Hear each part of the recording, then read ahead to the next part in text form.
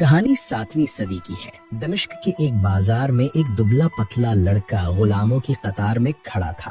اس کا نام تھا جہاں زیب۔ وہ پڑھنا چاہتا تھا، سیکھنا چاہتا تھا، لیکن قسمت نے اسے زنجیروں میں باندھ کر بیچ دیا تھا۔ ایک دن اسے ایک عالم کے گھر غلام بنا کر بھیج دیا گیا۔ سب سوچتے تھے کہ وہ نوکر ہی رہے گا، مگر جہاں زیب کی آنکھوں میں عجب سی چمک تھی۔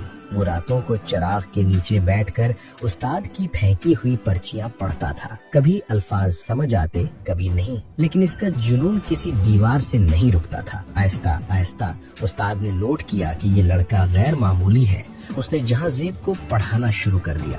غلام سے طالب علم، طالب علم سے عالم، عالم سے استاد۔ اس کی منزل بڑھتی گئی۔ پھر وہ وقت آیا جب ملک کے بڑے بڑے امیر، جرنیل اور دانشور اس کے پاس علم لینے آتے، یہاں تک کہ خلیفہ نے بھی اپنے ولی عہد کو اس کے سپرد کر دیا۔ ایک دن جب خلیفہ نے پوچھا، تمہاری زنجیریں کہاں ٹوٹی؟ جہاں زیب نے مسکرا کر کہا، زنجیریں وہیں ٹوٹی تھیں جہاں چراغ کے نیچے پہلی بار میں نے پڑھنے کی کوشش کی تھی۔ جسم کی قید کچھ نہیں، اصل آزادی ذہن سے شروع ہوتی ہے۔ وہ غلام جو کبھی بازار میں کھڑا کانپ رہا تھا، آج سلطنت کا معلم بن چکا تھا۔ اس نے بادشاہوں کو وہ علم دیا جس سے سلطنتیں چلتی ہیں اور انسان بدلتے ہیں۔ اس کی قبر پر آج بھی ایک جملہ لکھا ہے، وہ آزاد پیدا نہیں ہوا تھا، مگر اس نے اپنے ذہن کو آزاد کر کے پوری دنیا بدل دی۔